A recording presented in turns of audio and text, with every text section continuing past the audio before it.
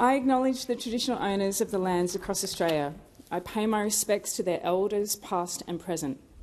I acknowledge the ingenuity and capacity of First Nations Australians to resist and survive, and I recognise they are the custodians of the oldest living culture in the world. As an Australian, I am deeply proud of our First Nations history. It is a great privilege to stand here today representing the Australian Labor Party and the people of Whitlam. It's an enormous honour to represent an electorate named after the great Australian Gough Whitlam, who was Prime Minister from 1972 to 1975. Gough Whitlam's vision and achievements continue to benefit and inspire Australians half a century later. I would like to thank the Prime Minister for his support and for his focus on remaining humble and working hard for the people of Australia. The Prime Minister has assembled a great team, and I'm honoured to be part of it. I'd like to acknowledge my predecessor, Stephen Jones, who's in the gallery today. He's served the people of Whitlam with distinction for 15 years. Stephen is universally admired and respected, and he's one of the finest men I've ever had the pleasure to meet. I owe Stephen a great debt of gratitude and would not be standing here in this chamber were it not for his support and encouragement. His are big shoes to fill. However, I will dedicate myself to representing the people of Whitlam as honourably and effectively as Stephen has for the past 15 years. I was not born in my electorate, but in Wentworthville, in the heart of the New South Wales western suburbs. My mother, Diane, who's in the gallery today, was raised in a Housing Commission home in Dundas Valley near Parramatta. Many of my childhood weekends were spent at that Housing Commission home with its red-brown brick and its big backyard with a hills hoist. My maternal grandfather fought in the Second World War in Borneo, and my great-uncle fought on the Kokoda track. Particularly for my grandfather, the scars of those experiences played out long after the war ended. My father, Jeff, was born in Manchester, England, and came to Australia with his sister and parents when he was 2. My mother is the most honest and sincere person I've ever met. Likewise, my father is a deeply ethical man. Instead of being here at my first speech today, my father's in Cambodia, volunteering his time to improve educational and employment outcomes for young people in that country. I'm deeply proud of his work. I have 2 big sisters, Julie and Jane, who are also in the chamber today. Julie has been a public school teacher for over 30 years. Jane is a paediatric occupational therapist who's worked with children with cerebral palsy also for 30 years. I'm so proud to call these 2 amazing women my sisters. The values that we were raised with as kids included the importance of being honest, reliable, hardworking, considerate of others, independent in thought and action, and above all, the importance of taking responsibility. I was not raised to value material possessions or to acquire wealth or status, but instead to demonstrate independence, strength of character, and most importantly, to do the right thing. My family are no-nonsense, humble and honest people. We aren't big on ceremony and we don't engage in fakery in any form. In these respects, we are quintessentially Australian. Australians are pragmatic, moderate and fair-minded people, and I come from a pragmatic, moderate and fair-minded family. Given my family's circumstances, we understand the power of equal opportunity. Our belief in social justice runs deep.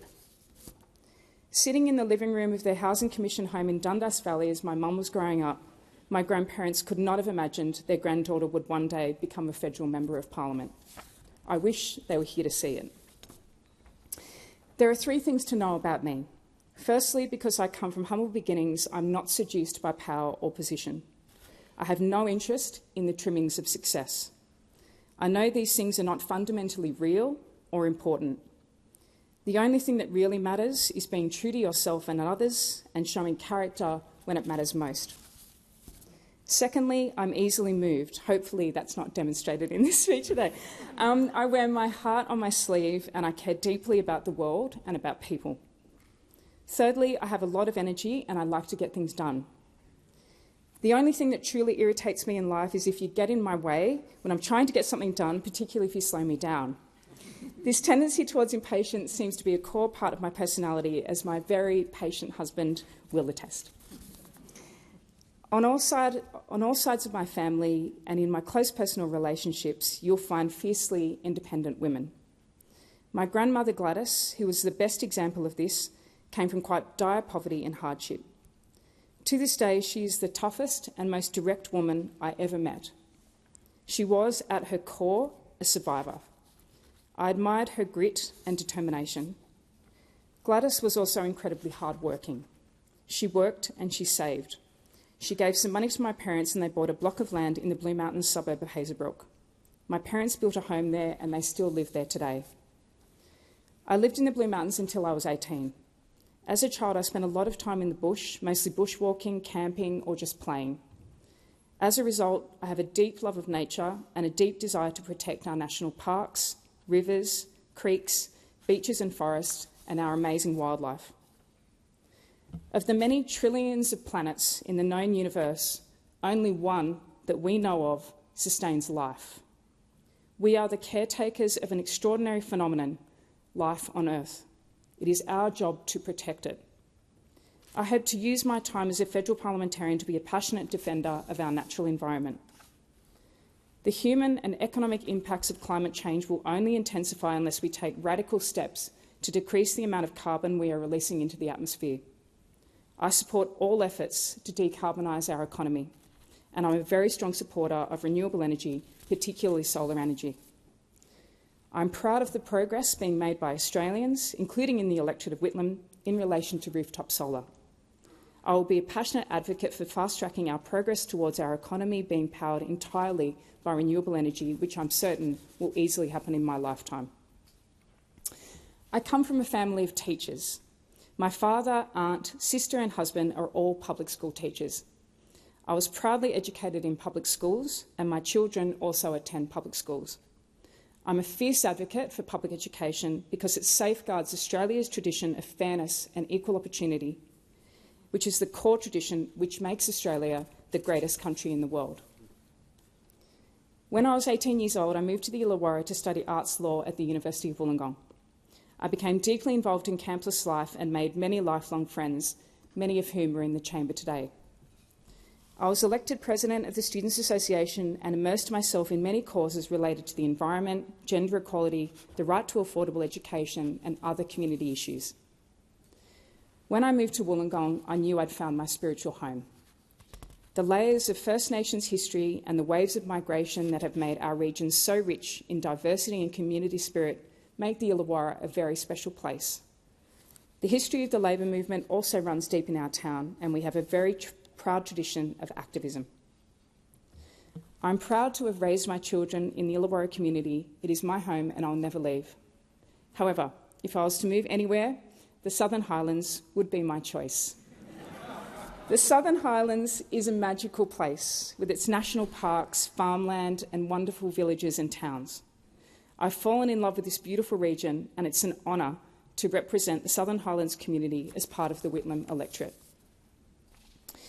The Whitlam electorate is blessed with some incredible landscapes and so many wonderful communities. Dapto, Coonawarra, Warilla, Shell Harbour, Shell Cove, Albion Park, Robertson, Burrawang, Mossvale, Mittagong, Bundanoon and Bowral, to just name a few. One of the jewels in our electorate is the farm at Killalea, named the best beach in New South Wales and the second best beach in Australia. This extraordinary place was protected by the local community and was also where I taught myself how to surf. For anyone who harbours a dream to learn how to surf, can I assure you that if I can do it, anyone can. I should also let people know that my surfing is far from impressive, but I can stand up, albeit not for very long. I've tried to make my life one of service to the causes I believe in. One of my first jobs was with Family Planning Australia. I worked on reproductive rights campaigns and I'm a staunch advocate for gender equality. I'm passionate about women's health. In a later role, I was the CEO of the Illawarra Women's Health Centre, where I worked with the local community, particularly the First Nations community, to enable women to connect with and support other women. We promoted women's health and supported women escaping domestic violence. I worked as a solicitor for the Public Interest Advocacy Centre, where I ran multiple test cases and law reform projects in the public interest. A core focus was supporting people living in institutional care settings to have their rights upheld. It was in this role that I gained a much better understanding of the life experiences of people with disability, particularly those who'd been institutionalised from a young age. I was so moved by the life experiences of people with disability that I've worked mostly for and alongside people with disability ever since.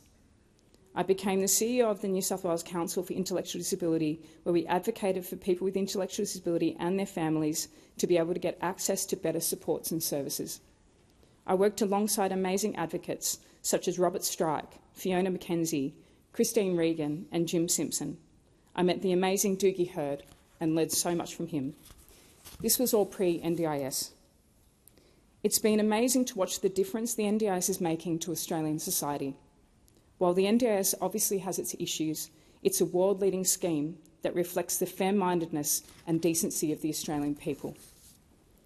Most recently, I was employed as the CEO of one of the largest providers of disability services in Australia, the Disability Trust. I'd like to thank Dr. Peter Langkamp and the board, including former CEO Margaret Bowen, and the broader family of clients and staff at the Disability Trust. The support afforded to me by the Disability Trust as I transitioned into my new role as an MP was extraordinary, and I'm incredibly grateful. Working alongside people with disability for so many years changed my life. My humanity, compassion, and perspective has deepened, and I'm quite simply a better person for that experience. I'd like to do a very big shout out to people with disability and their families, carers, therapists and staff across the country. You are a truly wonderful group of people who contribute so much to the fabric of Australian society, and I'm so proud to have been in your ranks. I'm profoundly lucky to have been influenced and shaped by amazing people who I've worked with and known throughout my life. Often these people started their careers or their advocacy efforts with no power at all, and with the sheer force of their integrity and belief in a better world, they've bent the world to their will and have had a lasting impact. I can only hope to emulate the path of these impressive leaders. I'm a believer in our big public systems. While I'm an MP, I'd like to be a strong defender of our public systems which make such a difference in people's lives and are fundamental, absolutely fundamental to ensuring that we live in a decent and fair society. Our public education and public health systems could and should be the best in the world. Our aged care system, the NDIS, our mental health system, our social welfare system, how we support early childhood education, how we support veterans, these are all the hallmarks of our collective decency. It's critically important that Australia is a place where everyone can get access to a quality and affordable education and healthcare, and that we have a strong and effective social welfare system where we treat all people, particularly pensioners, with respect. These foundations provide security for all Australians so that, irrespective of our circumstances, we have the foundation to be healthy, to have a job if we want one, where you can reskill, retrain and get access to the skills and education you need to flourish. Combating ageism is also incredibly important. It's also vitally important that all Australians can have a roof over their head. It's fundamentally important to me that we don't let any Australian fall through the cracks. I intend to be a voice for the voiceless to ensure that the stories of everyday Australians in the Whitlam electorate who are struggling financially, who are isolated and lonely, who are afraid to speak out, who are lost or broken, are told in this place. I'm not afraid of vulnerability. I see it as an opportunity to deepen and strengthen who we are, both individually and collectively. I'm passionate about the importance of fostering community spirit. Community spirit matters. It's real and it's alive. And in my electorate, I see the evidence of it every day. Through sporting clubs, community organisations, local businesses, organisations that facilitate volunteering, like the RFS and the SES, through RSLs and surf lifesaving clubs, just to name a few. These organisations are the lifeblood of the Whitlam electorate and the soul of our great nation. I do ask myself the question, where will Australia be in 20 years? We can be a mature voice for peace. We can be a thriving, open, dynamic and energised low-carbon economy. We can be excelling in the areas of tourism, creative and digital arts and design, manufacturing, construction, food production, human services, science and technology, finance and IT, and educational and professional services. To me, our nation must be grounded in three key ideas. One, that we care about each other and our future, and that we live in a nation where trust, kindness, respect, and dignity matter. Two, that we value connection, that will support one another to be connected at all stages of our lives, as we know this is crucial to overall well-being. And three, that we'll continue to create opportunities for all Australians to achieve their potential at all stages of life. If we pursue these ideas, in my mind, our future looks bright. I'm passionate about democracy and specifically social democracy. I will defend and uphold human rights and democratic processes and freedoms. I also believe in the power of private enterprise, the innovation and wealth that can be created by harnessing the power of private enterprise is extraordinary and often in the broader public interest. I'm supportive of local businesses that employ local people and add so much flavour to our local economies and communities. The people of the Whitlam electorate have told me they care about ensuring that there's a strong economy and local jobs, both now and into the future. We care about the environment and ensuring that all Australians are looked after. We care about our quality of life and that as our communities grow, that we ensure this growth is well managed and well planned. It is easily the greatest privilege of my life to have been elected the member for Whitlam. I would like to dedicate this victory to my family and to all my supporters, many of whom are in the gallery today. Without you, I would not have this opportunity, and I'll be forever grateful. I'd like to thank the member for Sydney, Tanya Plibersek, for her many years of support and encouragement and for being an inspiration to me for over 20 years. I would also like to thank the member for Newcastle, Sharon Clayton, for her support and for being my wonderful Emily's List mentor. I'd like to thank Senator Jenny McAllister and Senator Tim Ayres. I'd also like to thank the member for Cunningham, Alison Burns, and the member for Gilmore, Fiona Phillips, and I congratulate both of them on their re-election. I'd like to thank the New South Wales Minister for Health, the member for Keira, Ryan Park, and the New South Wales Minister for Planning and the member for Wollongong, Paul Scully, and the Lord Mayor of Wollongong, Tanya Brown. I'd particularly like to thank the member for Shell Harbour, Anna Watson, who's in the gallery today, who was such a wonderful support to me during my campaign. I'd also like to thank George Simon, the Assistant Secretary of the New South Wales Labor Party, Josh Lloyd and Amy Knox for all their support and assistance. I'd like to acknowledge Chris Lacey and Karen Stevens for their many years of friendship, and I'd like to thank Chris for his work with the Multicultural Communities Council of the Illawarra and for his many years of service to the Illawarra community. I'd like to thank the ALP branches in the Whitlam electorate, the Dapto, Albion Park, Oak Flats, Shell Harbour, Barrack Heights and the Southern Highlands branches, whose brilliant and hard-working members helped me get elected. I'd like to thank the union movement for its invaluable support, particularly Narelle Clay, an extraordinary leader who I've admired for a very long time, Dana Nels and Angus McFarlane and the Australian Services Union, and Brooke Muscat and Mel Donnelly and the Community and Public Sector Union. Thank you all so much. I'd like to acknowledge and thank Henry Rajendra and the New South Wales Teachers Federation.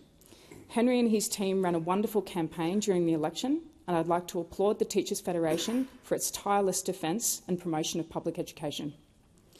I'd like to thank Arthur Rorris for his many years of service to the South Coast Labor Council and to the people of the Illawarra. I'd like to thank my campaign committee, very capably led by Eilish Quinn, to the amazing Alison Mansell and the equally amazing Penny Newlove, who devoted hours and hours of their lives to ensure that we retained the seat of Whitlam and that we had a Labor government re-elected. Other members of my campaign committee included Georgia Roth, Tiana Myers and the wonderful Jeremy Graham, who was so kind to me during the campaign, Simon Zulian and Darren Garcia. It was such a pleasure to work with you all. I'd also like to thank Linda and Graham McLaughlin, whose hard work and generosity I'm so grateful for. Thank you also to the members of my staff who've joined my team since the election, Michael Sharp, Jai Langley, Josie Stewart and Jack Fernan. I honestly can't thank you all enough. I'd like to thank my beautiful husband and soulmate, Callum. I am the luckiest woman in the world to have you as my husband. Thank you to my stepdaughter, Amelie, my son, Will, and my daughter, Stella, for your patience, kindness, honesty, and your unflinching support. I'm so deeply proud of you all. Thank you to my parents, Jeff and Diane, my auntie Judith, and my beautiful sisters, Julie and Jane. Thank you to my wonderful extended family, the gorgeous Emma, Matt, Steve, Chubba, Blake, Barish, Fiona, Jack, Joan, Heather and Elizabeth. To my friends, my very best friend in the world for over 30 years, Jane Andrew, thank you. I can't imagine my life without you in it. To my wonderful friends, Damien, Alyssa, Naomi, Zadie, Fergus, Amy, Patrick, Penny, Mel, Shane, Cara, Taylor, Indy, Jane, Annie, Emma, Gemma, Mithra, Martin, Shady, Ben, Scotty, Kaz and Nathan. Thank you. I'm so grateful to my family, friends and supporters and the opportunity to represent the people of Whitlam. I'm optimistic about our future and I'm thrilled to be in this place. I will work harder than I ever have before in my life to shape our presence and to build Australia's future for the better. Thank you, Speaker.